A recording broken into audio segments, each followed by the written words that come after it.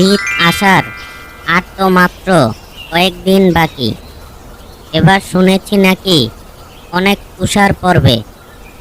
তাই আমি জঙ্গল থেকে অন্য জঙ্গলে চলে যাচ্ছি।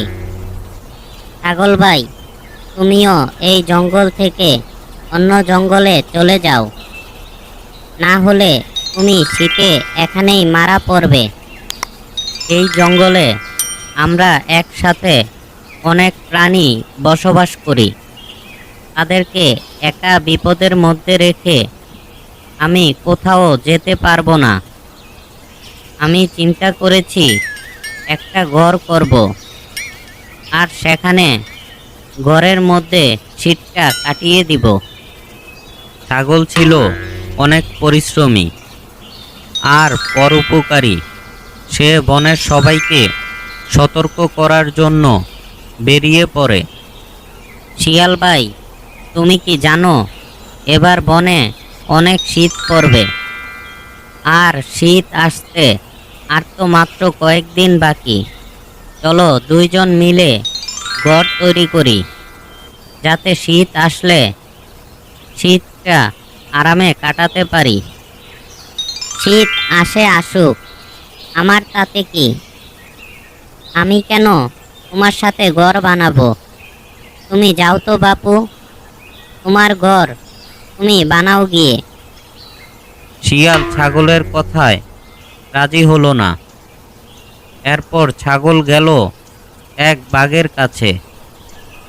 বাঘ ভাই, তুমি তো নিশ্চয়ই জানো যে শীত আসতে আর মাত্র কয়েকদিন বাকি, আর এবার বনে অনেক শীত পড়বে। চলো আমরা মিলে ঘর বানাই, যাতে করে শীতটা আরামে কাটাতে পারি। কি ছাগল, তুই কি বলছিস? আমি তোর সাথে ঘর বানাবো? আর কোনো কথা পেলি না? বনের অন্য সব প্রাণীরা জানলে আমার তো মান সম্মান থাকবে না। ভালোই ভালোই বলছি, তুই এখান থেকে চলে যা। ছাগল ছিল খুব ভালো মনের। সে তাদের কথায় কিছুই মনে করল না। তার উদ্দেশ্য ছিল বনের সবাইকে সতর্ক করা আর একসাথে বিপদের মোকাবেলা করা। কেউ তো আমার কথা শুনছে না। আমার একাই ঘর তৈরি করতে হবে। কি ছাগল বন্ধু, তুমি কি চিন্তা করছো?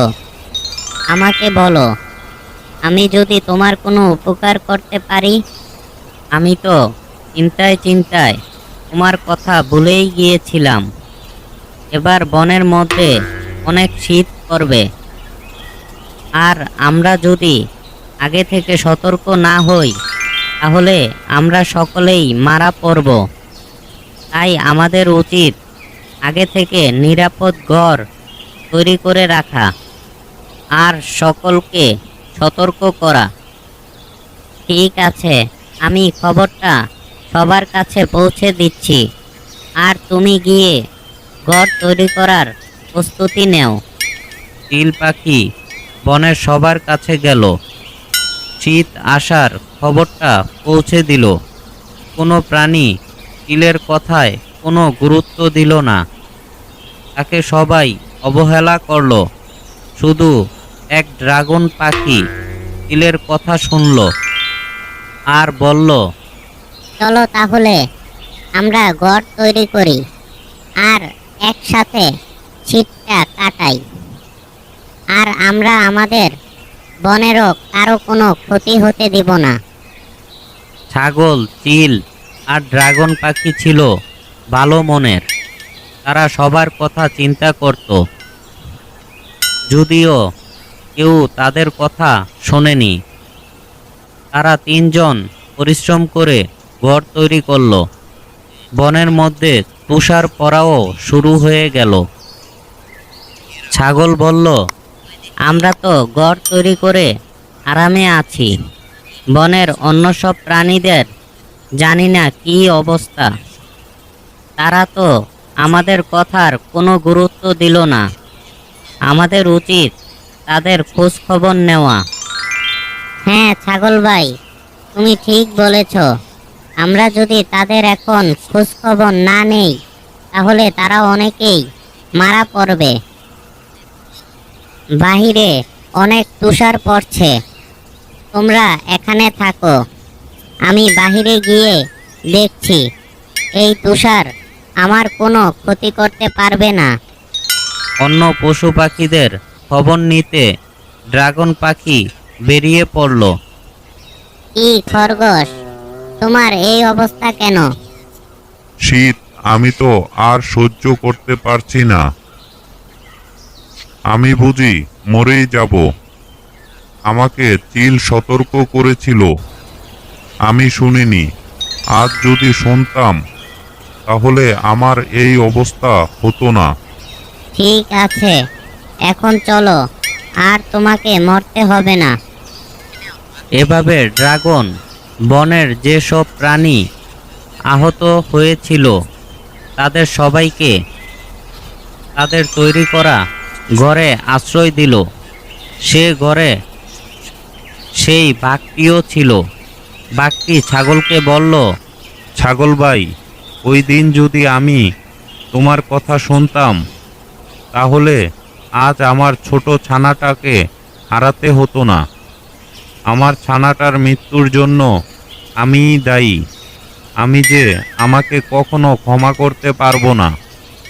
দুঃখ করো না বাঘ ভাই, জন্ম মৃত্যু কোনোটাই আমাদের হাতে নেই। আমরা তো শুধু সতর্ক থাকতে পারি। এভাবে একদিন তুষার পড়া বন্ধ হয়ে গেল। বনের অনেক প্রাণীকে বাঁচাতে পারলেও কিছু কিছু প্রাণী মারা গিয়েছিল। তাদের মধ্যে শিয়ালটিও ছিল। সমস্ত বনের মাঝে শুধু আমরা তিনজন সতর্ক ছিলাম, তাই অনেকের প্রাণ বাঁচাতে পেরেছি। আর যদি বনের সবাই সতর্ক থাকতাম তাহলে কাউকে আজ মরতে হতো না। বনের সবাই তাদের ভুল বুঝতে পারল। এরপর থেকে তারা সবাই মিলেমিশে থাকত আর সব কাজও মিলেমিশে করত। যারা আমার চ্যানেলে নতুন গল্প শুনছো, চ্যানেলটি সাবস্ক্রাইব করে কমেন্টে তোমার মূল্যবান মতামত জানিয়ে দিও।